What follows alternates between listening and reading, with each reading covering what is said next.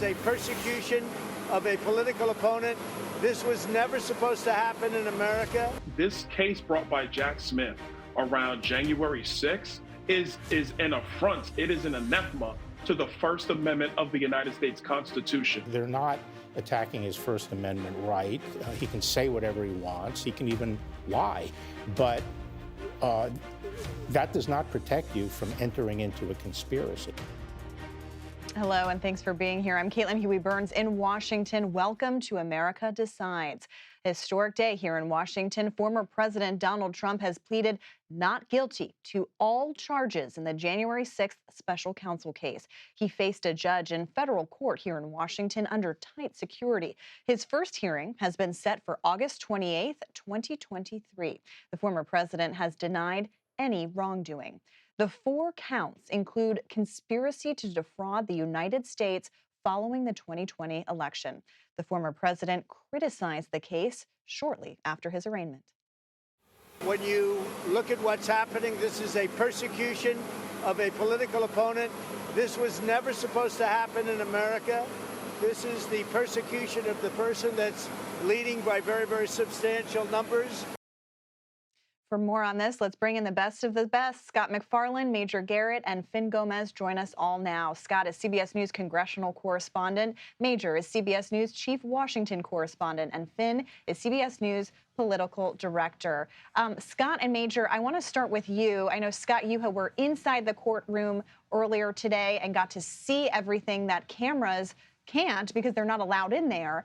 Major, I know you've been reporting from outside the courthouse and have covered Donald Trump for so long. I'm wondering what you two make of what you saw today. A history-making day, and yet we've been through this before. Well, one thing I want to say, Caitlin, is one of the reasons that CBS News has so carefully covered and so accurately covered all the events that have transpired from January 6th in legal matters, because Scott MacFarlane has been there every step of the way. This courthouse you see behind us is not just any courthouse. It is the courthouse, the central place in which justice has been served and justice has been tested about what did or didn't happen on January 6th. And were there actual criminal acts committed there? Scott has covered that extensively. Scott, this is the culmination of all those other underlying prosecutions, is it not? One of the police officers who responded that day, Major, called it a cathartic day. Seeing somebody besides one of the rioters walk into this courtroom meant something to the victims. Not speaking to guilt or innocence here, but just seeing somebody else besides those who carried the nightsticks, the pepper spray, the knives, and the, in some cases, guns, January 6th, be held to account and charged with a crime. There's something, though, that's distinctive to me as the day ends. It just feels like it was an invisible day to America. I had the privilege of being inside and saw Donald Trump, his mannerisms, his body language, the way he surveyed the room, the way he stood shoulders back when he said not guilty. America didn't get to see that. No. And the reality is sinking in, I think, for some people. For this case, this historic case, this case about overturning the 2020 election, it's going to be invisible. Invisible in a sense, but also highly visible, Caitlin, because unlike the documents case, unlike the Manhattan case, this one and its underlying causality played out on live television on January 6th. It is a traumatic moment that everyone in America witnessed. They saw what happened. They saw a crowd storm the steps of the Capitol just right over there. One of the interesting geographic realities of this is this proceeding and all that will flow through it here will be right adjacent to where the crime was committed. And clearly the prosecutorial record established in this courtroom with other defendants is that it was a crime. Crimes were committed. Donald Trump is about to face the prospect of trial in the District of Columbia, where juries have convicted 100% of the January 6th defendants who've sought a trial by jury, at least partially, including on charges like seditious conspiracy and theft or violence against police. And they certainly have convicted a number of defendants on the very charge Trump faces: obstruction of an official proceeding, and that other charge, conspiracy to obstruct an official proceeding. The prosecutors have practiced at this. The judges have practiced looking at this. They've handled dozens of these cases. This is a very different venue than the one in Miami. It's a different venue. It's a different set of facts. And it's a different political reality, Caitlin. And I know you have questions for Finn about the politics around this. And I will tell you that I'm not sure the politics of this will wear the same way the politics of the Manhattan indictment or even the Mar-a-Lago indictment went. Yes, there are plenty of Trump supporters who believe there was something wrong with the election, but do they fundamentally believe that the only remedy was to engage in what the special counsel alleges was a by-choice conspiracy to thwart the will of the American people? Was that the only remedy? I'm not sure the politics of that have been thoroughly tested. They're going to be tested as an evidentiary matter in this courtroom. Yeah, Major, that's a really important point here because we have, as you note, the physical significance of this courtroom and proximity to the Capitol, where the president takes the oath of office on January 20th each time. You know, this is a former president, who is running for this same office again, Finn, as the front runner, at least at this point, for the Republican nomination. You've been talking to the campaign and sources close to Trump all day. They see this, it seems, as a political benefit. But what are you hearing at this point in time? One thing I would just want to state that I will always defer to Major Garrett on politics, FYI. But two, you know, I think it's interesting that I was in Iowa last week and speaking to Republican primary, these caucus goers, right? These potential caucus goers there, and asking them specifically about this case. And, you know, the feedback I got was that it doesn't matter to them. You know, to them, they toe the line. They sound like Trump, frankly, when they respond about this, that it's a witch hunt. It's a, you know, it's a politically calculated move by the Biden administration to essentially kneecap the former president. You heard Trump on the tarmac just now saying that it's a persecution, that he's beating Biden by a lot. He's not, frankly, but you know, it's not registering within the parameters of the Republican primary race, and I think that point benefits Trump, and will, and I don't foresee that changing anytime soon either. Yeah, and especially if the rival campaigns aren't really doing much to change that either. Right. Coming to his defense in times like this and, you know, telling us, according to our reporting, that they don't see an appetite right now among the Republican Party base to talk about this. The politics of the moment aside here, I mean, Major and Scott, you know, we do have a long way to go until voters start weighing in Iowa. But having, you know, you both having covered this so closely, the idea, Scott, to your point about, you know, finally kind of seeing at least some kind of preliminary consequence for the president, I'm wondering kind of what kind of impact that has. The timing feels so important. The consequence is kind of tied to the timing. We're not doing this in a vacuum. Less than 6 months till the caucuses. We're going to be, I suppose, less than a year and a half now from the general election. And the timing becomes critical. How close can these court dates get to those primary elections, to a possible general election? And not only that, what impact do these court dates have on the Republican primary voters themselves? Is it a shot of adrenaline for Trump? But there's also 3 cases on the same track at the same time. And just so you know, Caitlin, we have unexpectedly won the Bullhorn lottery, if ever so briefly. We've won it before. Perfect timing for a live shot. We've won it again. Yeah, so that was one of the members of the larger gallery around here at the federal courthouse. I will say, all day long, I've been here since about 11 o'clock this morning. Very civil, very small number of folks. A couple of bullhorns. There hadn't been one about 2 hours. That's why I made that semi-comedic reference to winning the Bullhorn lottery. The bullhorn's since been quieted, and the person has moved along. But to Scott's point, and he was in the courtroom and he saw some of the interactions, the Trump defense team made an immediate request for more time. What is your sense, based on what you observed, whether that time will be granted and whether the judge who will receive this case will be open to a persistent appeal for delays from the Trump defense team? The choice was given to the Trump defense team between 3 dates for the next hearing, August 21st, August 22nd, or August 28th, and they very promptly said August 28th. And then they advised the judge, the magistrate judge, that they may need more time after that because of the tonnage of evidence in this case. But a lot of this falls into the hands of somebody who wasn't in the room today. The U.S. District Court judge who gets this case is Tanya Chutkan, a 2014 appointee of then-President Obama. She has already had a relatively, by D.C. standards, famous ruling against the former president when he challenged the handover of White House records to the House Select January 6 committee. It went to Judge Chutkan's court, and she ruled against him and sped up the handover of records in a time-sensitive matter for that committee. So this is an indication potentially of a judge who doesn't want to see unnecessary delays or delays with which she disagrees. And in this case, Scott, it's been my assessment, and lawyers I've talked to about this, that facts are not in dispute. Much of this is part of the record of the Trump presidency. So it's not as if it's hard to find, not as if he's unfamiliar with it, not as if he needs to be read in or his attorneys need to be read in on a great deal of this. So from a just process point of view, this judge may say, yes, you have rights as a defendant. I will honor those rights, but you cannot play them out endlessly and delay this court endlessly. I'll tell you something about this judge.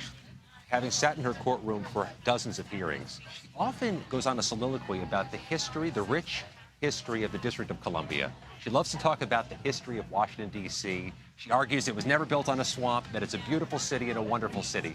I wonder how she's going to receive the inevitable change of venue motions in which defense attorneys ascribe some motives to the D.C. jury pool. And it's not lost on me, Donald Trump, during his remarks tonight, blasted the aesthetics and the culture of the District of Columbia. Incorrectly, by the way, incorrectly. And that request for a venue change, we listened during the special report coverage to Scott Fredrickson, a very experienced federal prosecutor, that has a near zero probability of being granted because jurisdiction matters very greatly to federal courts. It matters to state courts, but they're sometimes a bit more flexible about that. Jurisdiction matters enormously in federal courts. The jurisdiction in which the crimes alleged occurred is here, to place that federal rules and judicial procedures recommend cases be adjudicated or where the crime was committed. Right, and so underscoring the idea that this is kind of a political push as well, the idea, Finn, that Donald Trump didn't have to appear in person today. As Scott and Major have pointed out throughout the day, he could have easily appeared virtually. What does it say that he wanted to come here to Washington, a place that he derided in those public remarks that he made, to show face? I think it's exactly that, to show face. You keep hearing from his senior advisors and from him about his mindset right now. And the key word you keep hearing is defiance. He's defiant. And I think by showing up and being defiant in his words and what he said on that tarmac, I think it's a bullhorn, to borrow Major's word there, to his supporters. It's just to say, like, you know, and by the way, I referenced a CNN poll earlier. That same CNN poll came out today showing that Republican voters believe that there was election fraud, that the percentage of Republican voters who believe there's election fraud related to the 2020 election has increased from 63%, it was something close to 70%, which is just shocking to a lot of people along the political landscape. But again, I mean, I think this is a clear sign to his supporters that he's being defiant. And tomorrow, by the way, he's having a rally in Alabama. Not a rally, excuse me. He's going to be speaking to the GOP at a GOP dinner in Montgomery, Alabama. And if you compare that to D.C., that is a much more friendlier audience than Washington, and D.C. we'll see him with a familiar route going to one of his properties tonight after this arraignment. Finn Gomez, Scott McFarlane, and Major Garrett, great to have you all with us. Thank you for your reporting today and every day. And Trump's not guilty plea was expected, but what are the next steps for his legal team? We'll take a look next. You're streaming America Decides.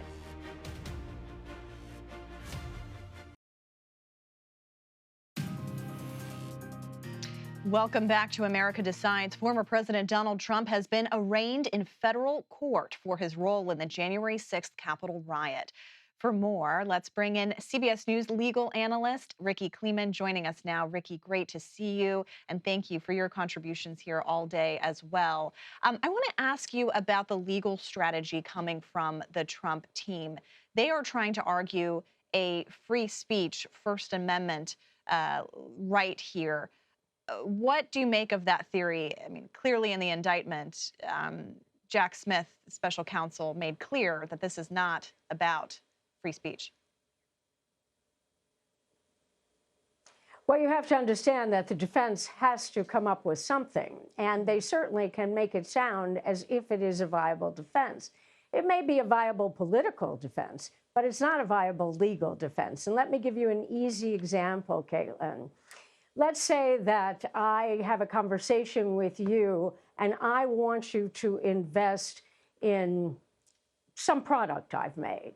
And on that basis of exercising my free speech rights to have a conversation with you, to invest in my product, that's just fine. I can do that. But if it turns out that my product is part of an illegal Ponzi scheme, then what I have done is spoken and gotten you potentially involved in a criminal enterprise. You cannot use free speech as a defense when you are doing something that is committing a crime. It will not work. This is why I love talking to you, Ricky, because you make everything so much more understandable for all of us following this.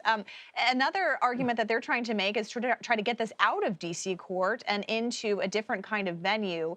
What is the actual viability of that? I mean, speaking of a political pitch. Well, there's no question that any lawyers who would represent Donald Trump, who know that 95% of the population voted against him in the last election. So you would believe that the jury pool would not be in your favor. So you would move for a change of venue. You're going to move also to dismiss for prejudicial pretrial publicity.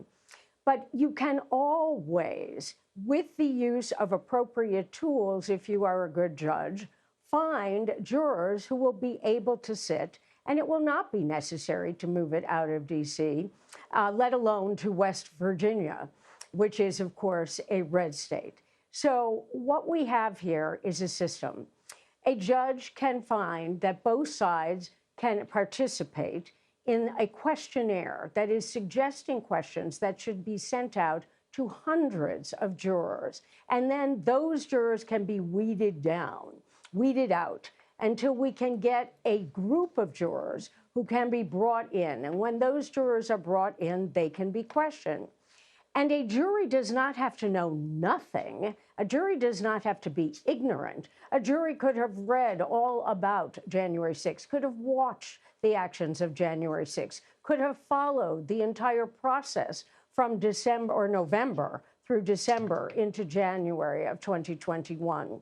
But if that juror can raise his or her hand and say that I know I have had all of this information, but I can discard all of that, and I can be fair and impartial and decide the case on the evidence presented and only that, that juror can be sworn in.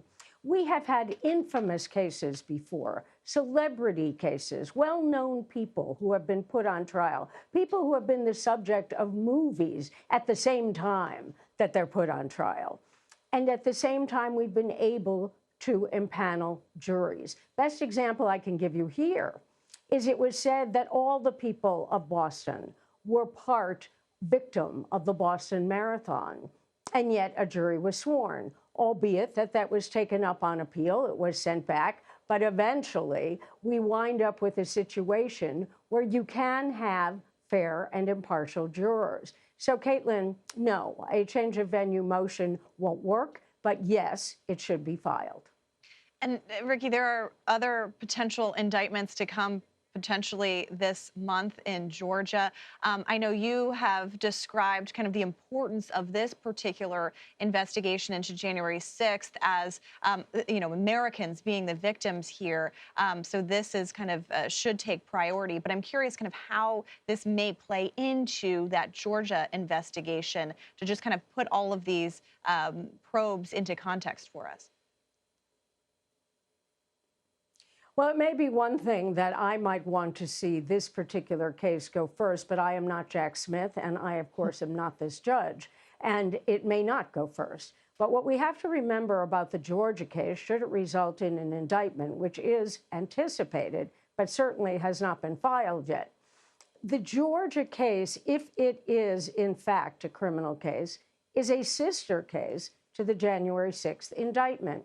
because the prosecutor, Fani Willis, has made public statements that the Georgia case will be far more broad than just what might have happened in terms of allegations of election interference in Georgia, but that she is looking to go far and wide and use what she has used before, which is what we call a RICO indictment, which is a racketeer influenced corrupt organization indictment. We usually save those types of indictments to use against the mob and other corrupt organizations. But what she wants to do is have a grand jury return an indictment against Donald Trump and his colleagues as a RICO indictment, not only about election interference in Georgia, but election interference throughout the country. So it may mirror the January 6th indictment. Keep in mind this factor that many of us forget when we talk about the January 6th indictment, wanting it to go first. A federal indictment, whether it's this one in D.C. about January 6th, as we call it, or the one in Florida about the documents and obstruction of justice allegations about Mar-a-Lago, those are federal indictments. If Donald Trump is elected president in 2024, he can either stop those cases or he possibly, it has never been decided, he possibly, even if convicted, could pardon himself. But when it comes to state crimes like Georgia or the indictment in New York, Donald Trump, even if he were elected president, has no power to pardon himself, if he has that power at all, but certainly cannot do it with a state indictment. So there may also be an argument that if the Georgia indictment is as sweeping as I just described it, based on statements from the prosecutor, Fani Willis, then perhaps the Georgia indictment should go first. That's a really interesting distinction, an important reminder that there are federal and state cases going on, and Donald Trump still is the front runner for the Republican nomination, so maybe in that position. Ricky Kleeman, thank you so much. As always, great to see you. We appreciate your time. And former President Trump's arraignment in the January 6th case happened near the Capitol. Next, we'll hear from a Capitol police officer who was there during the insurrection. That's next. You're streaming America Decides.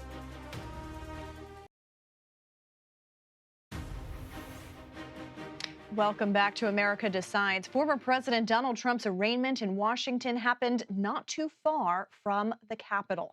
His actions in the lead up to and on January 6th are documented in the indictment in this case. Speaking shortly after his arraignment, Trump said, quote, "This is a sad day for America." CBS News congressional correspondent Scott McFarland joins us now, and he's joined by U.S. Capitol Police Officer Harry Dunn. Scott?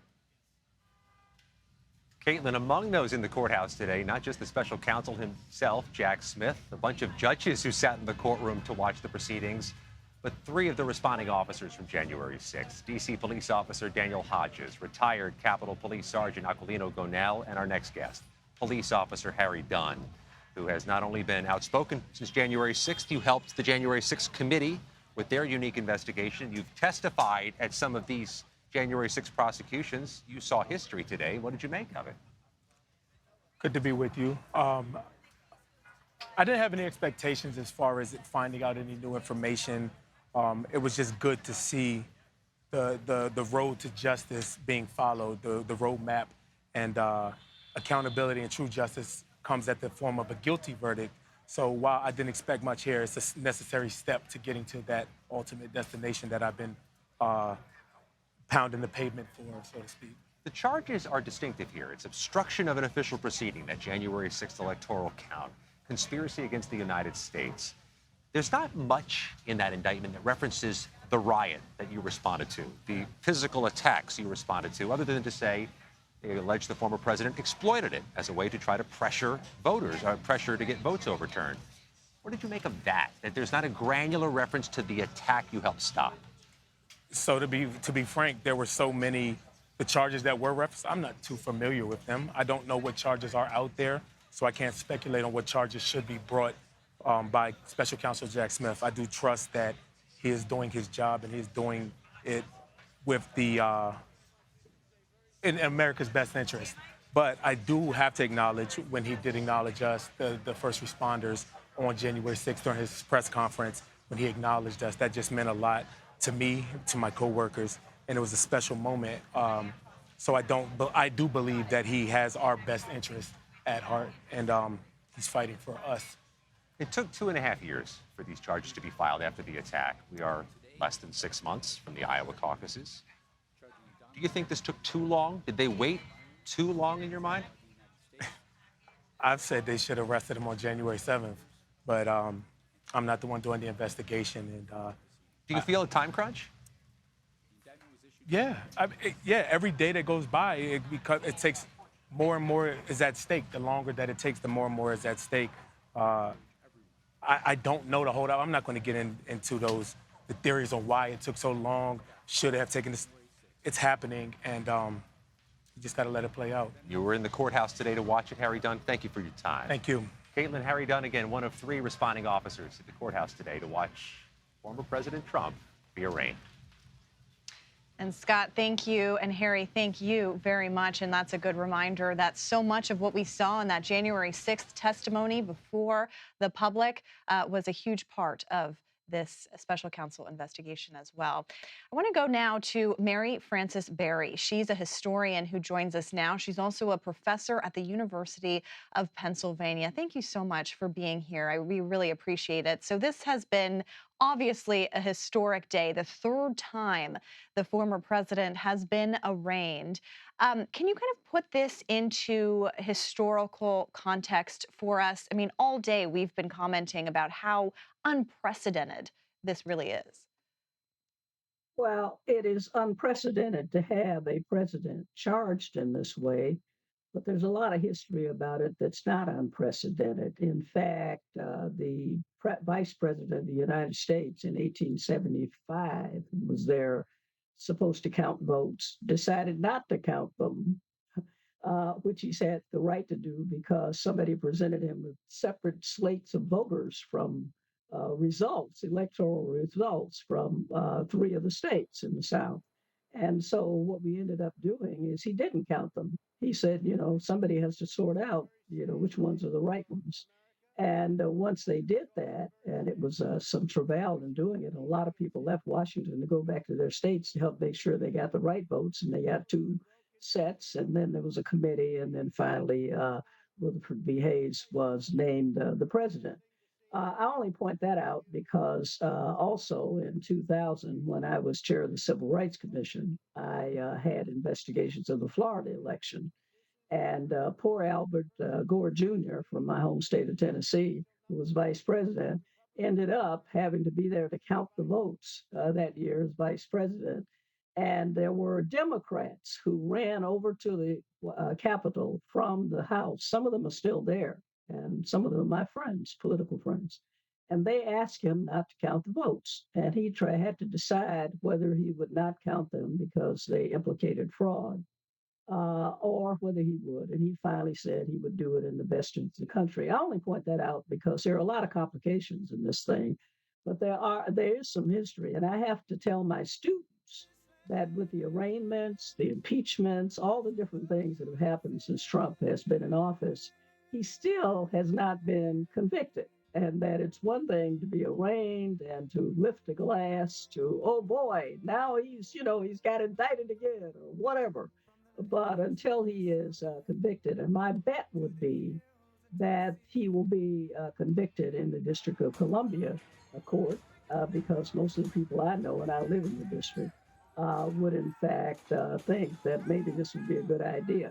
Also, I think that what we should keep in mind, though, is that the major issue for me as a historian, and I am also a lawyer, but as a historian, is not so much what happens to Trump, it's what happens to the country.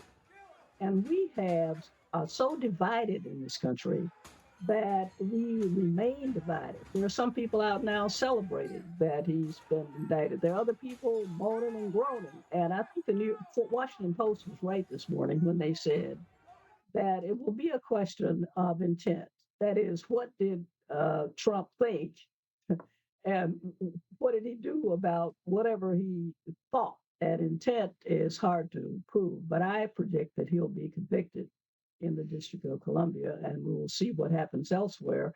And then he can either go to prison and folks can have a drink to that or not. But there is some history that tells us that a lot that happened in this case is not something new and different. The violence is what is new and different. The violence at the Capitol. And it's fascinating, too, because to your point about this arraignment, nothing is stopping him from running for president. Nothing constitutionally Right. stops him from Right. running for president. And so he is continuing to do that and really using these indictments, arraignments, and trials, upcoming trials, as part of that campaign. And I'm kind of curious if we've seen any sort of history of that, a candidate with such legal exposure and such legal, what would appear to be liabilities, while running for the highest office in the land. I mean, I know, of course, we've Yes. had Nixon and Yes, Clinton, Caitlin. but they were never indicted. Right. Caitlin, also, Eugene Debs, the labor leader in the early 19th century, 20th century, ran for office for president and was in prison when he was a candidate on the ballot and got lots of votes. He didn't come any close to winning, but he, in fact, did that. I think usually you'll find when something happens that we think is historic, there is some example of something or other that happened before, because there really is nothing new under the sun. But Debs was in prison, and if Trump goes to prison, if there's a conviction before the election takes place, and if he's the candidate, then I guess somebody will have to figure out. They didn't have Secret Service in Eugene Debs' years to worry about what they were going to do and all the rest of it and the protection. But there is a precedent for that happening. Well, on a very historic day, it's great to have a historian here with us to break it all down. Mary Frances Berry, thank you so much. Good to see you. Okay, good to be with you. And next, we'll look at how Republican lawmakers are reacting to the former president's latest indictment. You're streaming America Decides.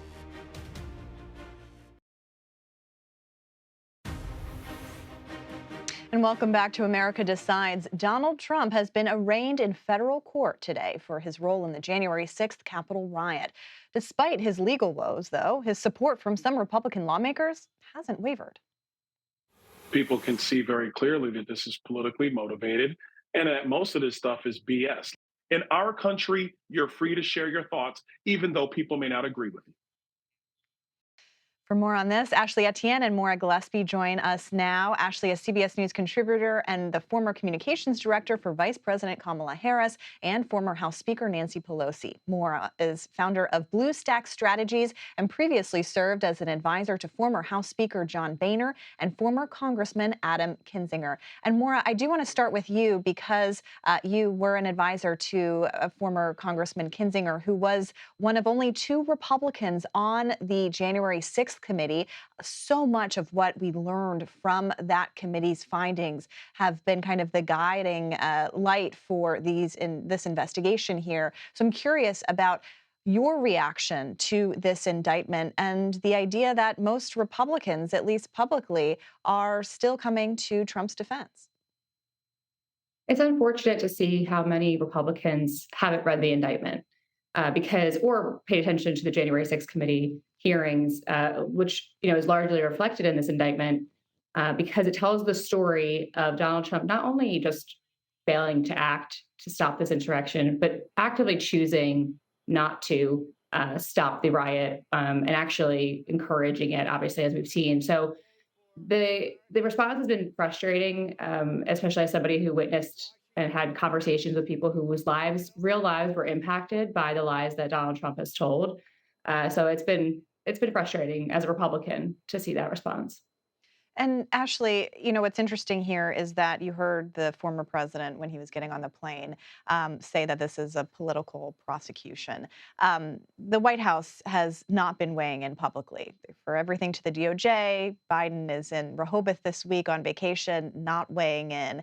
That seems to be a deliberate strategy, right? Not to engage in any of the politics of this, but he could be his rival in 2024. Absolutely, and I think the White House will continue down that path.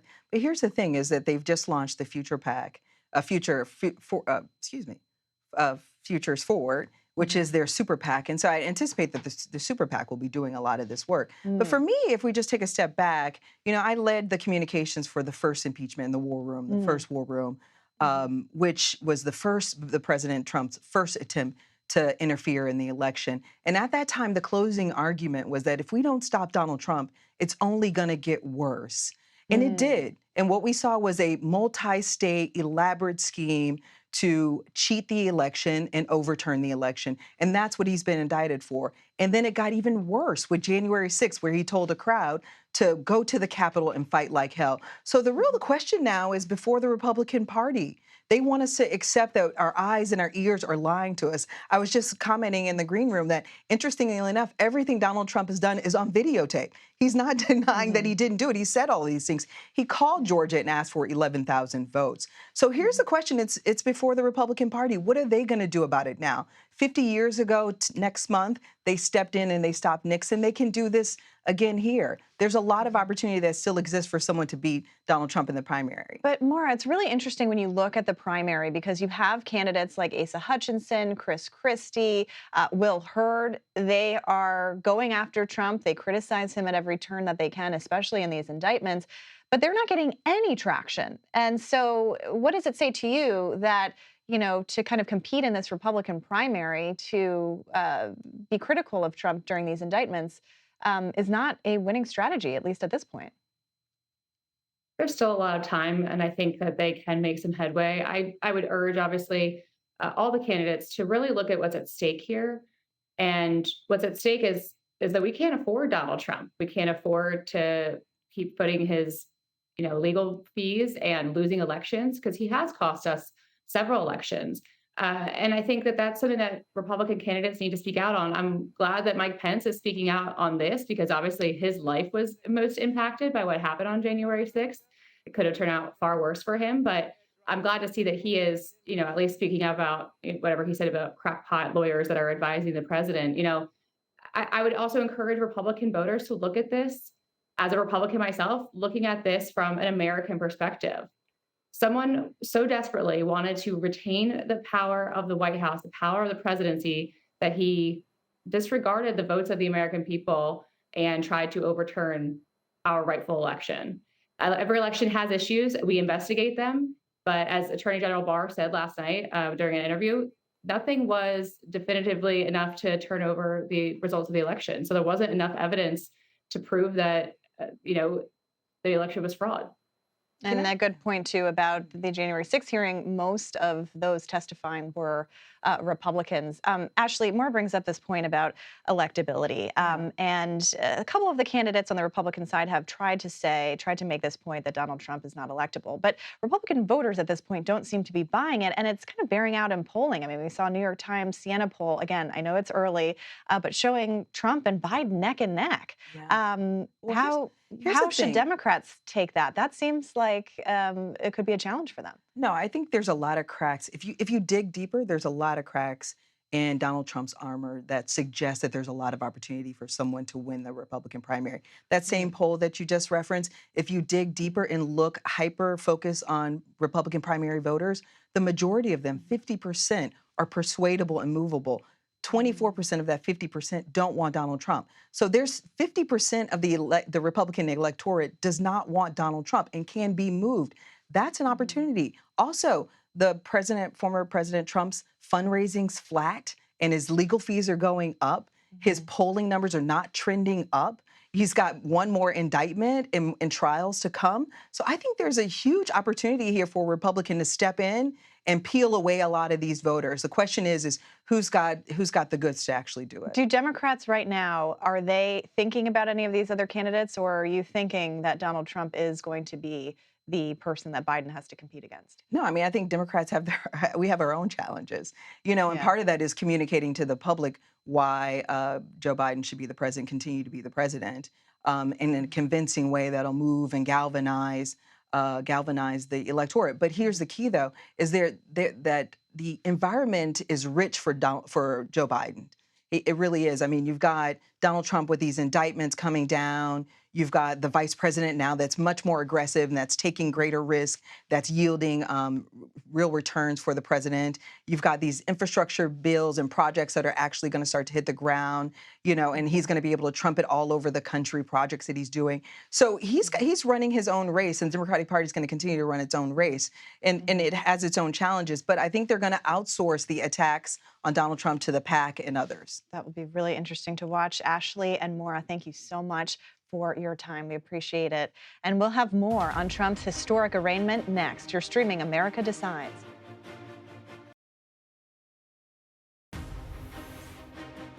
Welcome back to America Decides, a historic day here in Washington, where President Trump pleaded not guilty to federal charges stemming from the special counsel's investigation into January 6th. To wrap this all up for us, CBS News political director Fin Gomez is back with us now. Fin, good to see you again. Thanks for all your reporting today. We just heard from our panel this, kind of assessment of the 2024 race, because I just feel like it has to be reiterated that a former president, now under 3 indictments, is also the front runner for the Republican nomination. And what is so fascinating to me as we've assessed this race is that he continues to, at least stay as the front runner, even as the indictments come. And you and I have both been talking to his Republican rivals, Republican campaigns, who are trying to navigate all of this. And it just doesn't feel like there's an appetite among the base for criticism of him during these indictments. I'm curious kind of what you've been hearing from other campaigns about how they go about this. Yeah, exactly that, Caitlin. And in what I've been hearing, I spoke to a campaign manager who spoke on background. He did not want to spoke on the condition of anonymity, so he could speak to me. But he did say that he thought that Donald Trump would likely spend the next 4 years. There's a better chance of him spending the next 4 years in prison than in the Oval Office.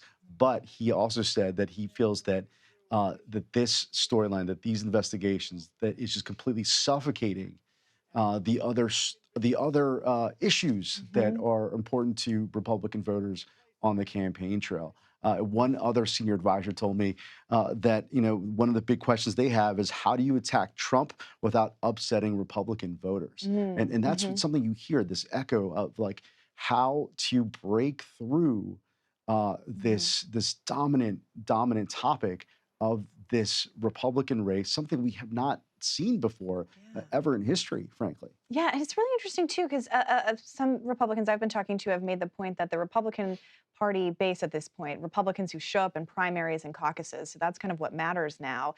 They view these as the president described them today, political prosecutions. And so to, as it's been explained to me, to kind of go after him is to side with Democrats, the media, everyone in Washington. But at the same time, if you have the front runner facing all of these challenges, how else do you break through, if not that? Exactly, and they're almost politically handcuffed. They feel because they can't. If they come out and criticize him, they risk irking the base.